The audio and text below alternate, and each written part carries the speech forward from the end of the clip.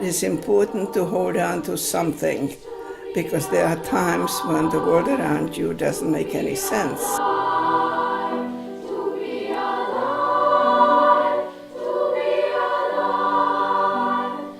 My name is Helena Olivero, and I'm a features writer at the Atlanta Journal-Constitution. I first saw Ilse Eichner-Reiner speak at the Bremen Museum in Atlanta. My daughter Abby was singing with the Atlanta Young Singers, songs from Brundabar, a children's opera. Ilse, who now lives in Sandy Springs, had heard children perform the opera when she was imprisoned at Theresen, a Jewish ghetto where tens of thousands of Jews were concentrated during World War II. Ilse was one of 15,000 children who passed through the gates of Theresen near Prague before being sent to Auschwitz-Birkenau, the largest death camp in Poland. Of the 15,000 children sent to Theresen, Ilse is one of only 132 known to have survived. Ilse had this way about her to always seize on the positive, even when she was surrounded by chaos and cruelty.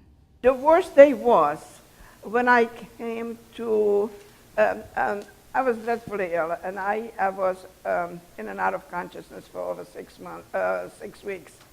And when I came to, I was asking for some of the children who came with me from the orphanage, and they were all gone, about 40 or 50.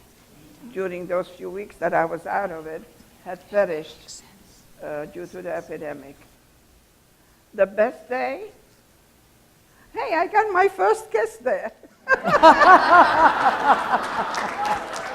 Ilse was very close to her mother and learned a lot from her before her mother was taken into custody in early 1940. Her mother was sent to a concentration camp and contracted tuberculosis there. In February 1942, Ilse's mother died. For some reason, my mother made me into a confidant. As I grew older and matured, I realized that I was a friend that she didn't have. Ilse was orphaned and all alone, but she was strong and her will to live never wavered. At Theresen, Ilse did everything she could to ease the suffering of other children and to hold on to hope.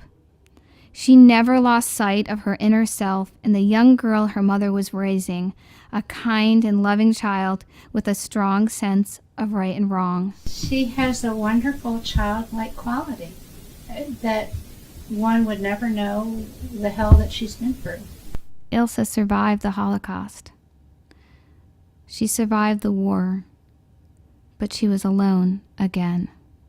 Finally, I hear, and the few who were with me, the war is over. And we just looked at each other. Like, what? And what does it mean? And, you know, there were no flags, there was no fanfare, there were no fireworks, no songs, no nothing. There was just a small group of us living on the soil of Silesia. And we were just looking at each other and saying, so where is home? What is there to go back to? You can read Ilse's full story in part 1 of The Survivor, this week's installment of the Personal Journeys, in the Atlanta Journal-Constitution and on AJC digital apps.